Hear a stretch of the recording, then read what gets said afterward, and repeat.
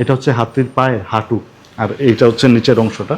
প্রতাপচন্দ্র পাল, যিনি হচ্ছে পছন্দ খা, তারপরে ইসলাম ধর্ম গ্রহণ করার পরে নাম হলো, আর পছন্দ খা থেকে তিনি হয়ে গেলেন প্রচণ্ড খা। যাই হোক, এখন এই যে মানে আপনাদের এখানে আমি এসেই দেখলাম এখানে হাতির পা, হ্যাঁ, হাতির পায়ের হাড়, এইটার বিষয়টা আমার একটু বলবেন, এটা কি আসলে হাতির পায়ের হাড়? এটা আমার দাদার আমলের হাতি, আমরা পাই নাই। আমাদের জন্মের আগেই হাতি ছাড়াই ফেলছে। পার্টিশনের যখনই ওই ইয়ের প্রশ্ন আসছে, দেশভাগের প্রশ্ন আসছে, তখনই পাহাড়টা সব পড়ে গেছে ইন্ডিয়ায়। হাতের খাওয়ার সমস্যা দেখা দিছে, তখন আমার দাদা হাতি টাতি বিক্রি করে ফেলছেন। একটা মাদি হাতির হাড়। আচ্ছা আচ্ছা। তো আমাদের বাড়িতে ঘর ছিল ভাড়ার ঘর, উপরে দোতলা ঘর কাঠের, উপরে ধান রাখা হইতো, 1000 মণ ধান রাখা হতো। নিচে কাজের লোক চারটা পরিবার থাকতো। তো ওই ভাড়ার ঘরে এটা এমনি ফেলে রাখছিল অযত্নে। এরপরে জং ধরছে চতুর্দিকে, মানে এটার এই মেজে ঘষে পরিষ্কার করে নিয়েছেন। এটা হাতের দাঁত। তো হাতির মধ্যে আবার পুরুষ হাতির দাঁত বড় হয়, মাদি হাতির দাঁত বেশি বড় হয় না। এটা মাদি হাতি, মেয়ে হাতি আর কি, মেল। আচ্ছা আচ্ছা। এই জন্য দাঁত ছোট। তার মানে এই জন্য মানে মানে মেয়ে হাতি যেটা, মাদি হাতি যেটা বলতেছেন, এদের দাঁত দেখা যায় না, না, পুরুষ হাতির দাঁত আবার পুরুষ দেখা যায়। হাতির দাঁত দেখা যায়, আচ্ছা আচ্ছা। অনেক বড় হয়। আর আপনাদের এরকম হাতি কতটা ছিল, কোনো মানে শুনছেন কখনো কারো মুখে বা কিছু? না, হাতি তখন আমাদের 2-3 বাড়িতেই ছিল। আমাদের বড় পুরান নোয়া বাড়ি আর পাশের বাড়ি পুরান বাড়ি, তো 2 বাড়ি মিলে তখন 5-7টা হাতি ছিল। আচ্ছা, আপনি কি জানা আছে হাতির দাঁত কয়টা থাকে বা কি? হাতির বের হয়, বড় দাঁত বের হয় 2টা, আর হাতির দাঁত থাকে 2 ফাইল। সেটা খায়, গরুর যেরকম দাঁত আছে ওরকম, কিন্তু তার একটা দাঁত, মানে ইয়ে নাই, গরুর নাই একটা দুইটা ইয়ে আমরা লাগান, হাতের ইলা নাই, হাতের ফাইল থাকে। এবং 40 বছর হয়ে গেলে ফড়ি আবার উঠে। ও, আবার নতুন করে ওঠে? হাতের 2বার দাঁত উঠে। আচ্ছা আচ্ছা। প্রথমবার যে দাঁত নিয়ে জন্মে এটা থাকে, এবং বাসে তো হাতি 100 বছর, তার বাদে মধ্য বয়সে গিয়ে একজন ফড়ি আবার দাঁত উঠে। তখন মানে আপনাদের হাতি কি কাজে ব্যবহার করা হতো, মানে হাতি মানে কাজটা কি ছিল?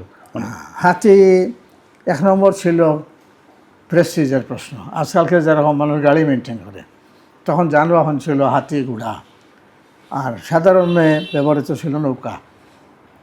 তো সব তৎকালীন একটু অবস্থাপন্ন যারা ছিল তারা হাতি ঘোড়াগুলো ব্যবহার করত, নাম্বার 1। নাম্বার 2, এগুলা অনেক সময় ব্যবসায়ী উদ্দেশ্য ব্যবহৃত হতো। পাহাড়ে মানুষদের গাছ গাছরা নিয়ে আসতো। আজকালকার মতো সবাই তো আর চাম সন্ধি আর সেগুন লাগাচ্ছিল না, তখন সাধারণত আম কাঁঠাল এগুলোই ছিল, লাকড়ির গাছ টাছ ছিল না। মানুষজন হাতি অনেক সময় হায়ার করে নিয়ে যেত। এগুলো 2-3টা খোলা আসিল, এগুলোর ভিতরে মশলা টশলা দিয়া আগে জগশিরা হইতা। আজকাল যারা স্যুপ হয়, আগে হইতা জগশিরা, মানে গরম মশলাটা সবটা দিয়া মুরগি, বাচ্চা মুরগি মাখাইয়া, আর ওগুলো এগুলো তখন সাফ নিয়ে আসিল 3টা ডাকনি, 3টা দরিয়া রাখতো, এটারে 3টা এটারে চাপ দিয়ে রাখতো, আর বড় একটা খড়াইয়ের মাঝে পানি দিয়া সিদ্ধ হইতে ওগুলোর ভিতরে সিদ্ধ হইতো মুরগি। আচ্ছা আচ্ছা। ওইয়া উত্তাই যে জুস বার হইতো, ওটারে শক্তি লাগে রোগীর খাওয়ানো। আচ্ছা, এটা কি সম্পূর্ণ আপনাদের হাতে লেখা? এটা আমার লেখা না, আচ্ছা। এটা কলকাতা আলিয়া মাদ্রাসার সার্টিফিকেট। সার্টিফিকেট? হ্যাঁ, 1900 ইংরেজিতে আলিয়া মাদ্রাসা থেকে যে গ্র্যাজুয়েশন করছেন ওই সার্টিফিকেট। এই যে কন্ট্রোলারের সাইন, প্রিন্সিপালের সাইন, এরপরে এক্সামিনারের সাইন। তার মানে প্রায় 120 বছর পুরনো একটা সার্টিফিকেট আপনার কাছে এখন। আর এটা এই সার্টিফিকেট যার, উনি আপনার সম্পর্কে? আমার দাদার চাচাতো ভাই। আপনার দাদার চাচাতো ভাই। এটা বলছি আমার একটা খাবার প্লেট, সিলেট হইতা বর্তন, আর এগুলো হইতা বা দিয়া, আচ্ছা আচ্ছা। এগুলো সিলেটি শব্দ। তোমার দাদার কালেকশন, এটা 100 বর্ষী, সব উপরে হবে। মানে আপনার দাদার কালেকশন? আমার দাদার। এটা কি কাজে ব্যবহার করা হতো? এটাতে ঘি রাখা হইতো, খড়ির বইয়াম।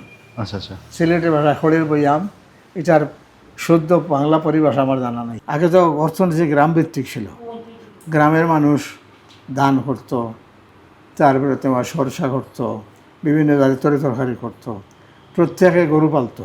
বিহারি, উলুরি, সানেশ্বর এইসব গ্রামে বাস করতো ঘোষ সম্প্রদায়। এদের ব্যবসা ছিল দুধের ব্যবসা, মিষ্টির ব্যবসা। এরা দুধ, দই, ঘি এগুলো উঠাইতো। এবং কোনো কোনো সময় খাজনার পরিবর্তে এরা ঘি দিয়ে খাজনা পরিশোধ। আপনারা তো প্রচুর ঘি খাইছেন। আমি পর্যন্ত খাইছি। আমাদের ছেলেদের মেয়েদের খাওয়াইতে পারি নাই।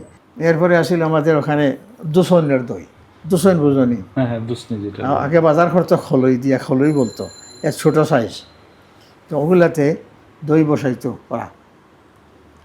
এখন তো সহজ হয়ে গেছে তাদের জন্য। এখন করে কি, দুসনের দই এখনও করে, কিন্তু তারা ইয়ে করে, এই দুসনটারে ময়দা দিয়া মাখাইয়া ভিতরটারে ছিদ্র বন্ধ করে ফেললো, এরপরে দুধ বসাইলো। কিন্তু আগের দিনে যে করতো ওটা ওইভাবে করতো। আগের দিনে দুধটা ঘন করতো এমনভাবে যাতে ছিদ্র দিয়ে না পড়ে, আচ্ছা আচ্ছা। এরপরে দই বসাইতো। আর আপনার পেছনে যেটা, এটা শুনলাম আপনাদের নৌকার নাকি কোনো একটা অংশ। এটা আমার দাদার পানসি ছিল। এটা বলতো 16 বেগারি পানসি, মানে 16 জন মাঝি ওই নৌকা বাইতো। ওইটাতে 4-5টা কামরা ছিল। সব প্রথমে মাঝিরা সেখানে নৌকা বাইতো বসতো, এরপরে একটা রুম সাহেবরা, হ্যাঁ, মালিকরা। এরপরে রুমে বসতো, যেমন আমি বসলাম সামনে, পরের রুমে বসলো আমার ছেলেরা। এরপরে মহিলাদের কামরা, মহিলাদের পরে কাজের লোকদের কামরা, এরপরে আবার ফটাতন মাঝি। ওই ওটারে বলতো বাওয়ালি। পানসির উপর থেকে বড়টাকে বলতো বাওয়ালি, মিডিয়াম সাইজ যেটা পানসি, অর্ডিনারিগুলো নৌকা। ওই বাওয়ালির এইগুলি তো দরজা, এই তো দেখাই যাচ্ছে। ওই দরজাগুলা কালেকশন করে বাড়িতে। ওটার ভিতরে আলমিরা ছিল। পুরোটাই হচ্ছে আপনাদের নৌকার একটা অংশ, দরজার। হ্যাঁ, দরজা জানালা। এটা বানাইছিল আমার দাদা আমার বাবার বিয়ের আগে। আচ্ছা আচ্ছা, ওই বাওয়ালিটা। তখন তো নৌকার প্রচলন ছিল। আচ্ছা আচ্ছা। আমাদের বাড়ি হলো বিএনি বাজার, আর আমার নানা বাড়ির তৎকালীন ছাতক, এখন দুয়ারা হয়ে গেছে। দূরত্ব 70 মাইল। সে ওই নৌকা দিয়েই গেছিল বরযাত্রী আমার দাদা। আচ্ছা আচ্ছা। কয়দিন লাগছিল এটা? 2-2.5 দিন 3 দিন লেগে যেত। বরযাত্রী যাইতেই? পার্টির সময় 2 দিন লাগতো, উজানের শুরু হইলে 3 দিন লাগছে। আগে তো তখন তো নির্ভর করছে ওই নদীর স্রোতের উপরে। এটা আতরদান। এখন তো প্রত্যেকের পকেটে থাকে আতরের শিশি। মসজিদে গেলে গোসাই এলাকায় দিল। আগে তো সবাই আতর ইউজ করতে পারেন নাই, এবং এত মানে সহজলভ্য ছিল না। আগে সব বড় লোকদের বাড়িতেই যেত যারা কিনতে পারবে, সবাই তো কিনতে পারেন না। এখন এত বড় 1 শিশি আগরের দাম হবে, এত বড় ছোট্ট এত বড় একটা আগর শিশির দাম হবে 2-2.5 হাজার টাকা। এখন যদি 2-2.5 হাজার হয়, তখন হয়তো 5 টাকা ছিল। তখন 5 টাকা তো অনেকে সংগ্রহ করতে পারেন নাই। আমার ছোটোবেলা, ইন মাই বয়হুড, যখন আমার বয়স 10-12 বছর, তখনও খামলার রোজা ছিল 8 আনা। এটা এখনও 200 বছর আগের লাঠি। আমার নাম মৌলানা ইসরায়েল কুরেশি লাঠি। উনি আউলি আল্লাহ ছিল।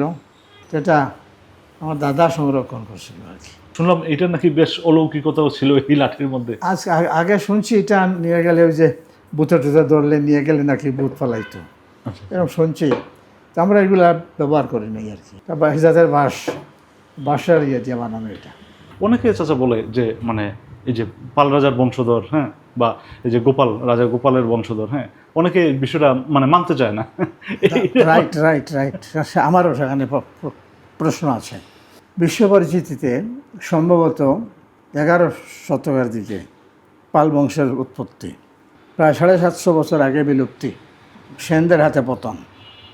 আমরা যে ইতিহাসটা নিই সেখানে আসে কালিদাস পাল। কালিদাস পুরুষ ওই বংশের প্রথম পুরুষ না।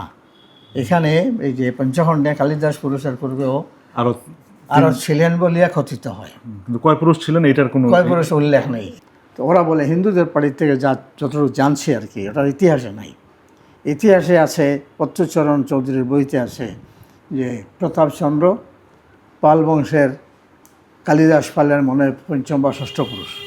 উনি ইসলাম ধর্ম গ্রহণ করেন, এবং তখন ওনার নাম ছিল প্রতাপচন্দ্র। এখন অনেকেই লেখছে যে প্রচণ্ড পাল বলে কেউ ছিল না। উনি ছিল হিন্দু অবস্থায় ওনার নাম ছিল প্রতাপচন্দ্র। রাজা লেখত না, প্রথম দিকে রাজা লেখত। তখন এগুলো ছিল, এই দেশ ছিল নাগাকুকির দেশ, এবং সেটার প্রমাণও আছে এখনও।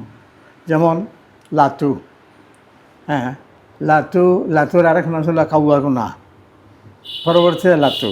এরপরে শাহবাজ খান নামে শামরাম নামে এক ভদ্রলোক দিল্লি গিয়ে ইসলাম ধর্ম গ্রহণ করেন, শাহবাজ খান নাম ধারণ করেন। ওনার নাম অনুসারে হয়েছে শাহবাজপুর। আগে এগুলা ছিল কুকিদের স্থান। কুকি সর্দার লাতুর নামে ছিল লাতুর স্টেশন।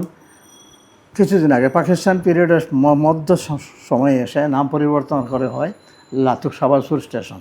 তার আগে কিন্তু ছিল লাতুর স্টেশন। আমাদের যেমন লাউতা, এখানে লাউত সর্দার থেকে লাউতা, আচ্ছা আচ্ছা। নন্দী নাগা নন্দীর নামে নন্দীর ফল, এরকম বিভিন্ন নাম আছে, এখনও রয়ে গেছে। উনি যখন আসলো প্রথম, তখন এরাই ছিল দেশের মেইন অধিবাসী। উনি এসে এদের কন্ট্রোল করে হি বিকেম কিং। উনি কালিদাস রাজা হয়ে গেলেন, রাজা কালিদাস পাল। কালিদাস পাল কি হিন্দু ছিলেন না বৌদ্ধ ছিলেন? কালিদাস পাল হিন্দু ছিলেন। আমার যতদূর বিশ্বাস, দ্বিতীয় বা তৃতীয় মহিপালের সময় 3 পুরুষ বা 4 পুরুষ পরে ওরা বৌদ্ধ ধর্ম গ্রহণ করে। বুদ্ধ থেকে আবার পরবর্তী দেখা যায় কালিদাস পাল হিন্দু। ওরা একবার বুদ্ধ আরেকবার হিন্দু, হিন্দু বুদ্ধ আবার হিন্দু। তো অ্যাকচুয়ালি বুদ্ধর হিন্দু হইতে কোনো অসুবিধা নাই। ওদের সমস্যা হলো মুসলমানের সাথে। যেমন বুদ্ধ এবং হিন্দুদের বিয়ে দিতে কোনো অসুবিধা নেই। এবং হিন্দুদের মধ্যে বহু পার্ট হয়ে গেছে, বিভিন্ন সেক্টর সেকশন আছে। সবাই কিন্তু হিন্দু নয়, এরা সনাতনী। এই সনাতনীর মধ্যে যেমন রবীন্দ্রনাথ ঠাকুর, রাজা রামমোহন রায়, ঈশ্বরচন্দ্র বিদ্যাসাগর, এরা কিন্তু হিন্দু ছিলেন, এরা ছিলেন ব্রাহ্ম। প্রতাপচন্দ্র, প্রচণ্ড পাল বলে কেউ ছিল না। যারা নান এই বংশে প্রচণ্ড পাল বলে কেউ ছিল না, ছিল প্রতাপচন্দ্র। এবং 5 পুরুষ পরে রাজা লেখা নাই, জাস্ট প্রতাপচন্দ্র পাল। সেই প্রতাপচন্দ্র মুসলমান হইলেন, তখন ওনার নাম হইল পছন্দ খা।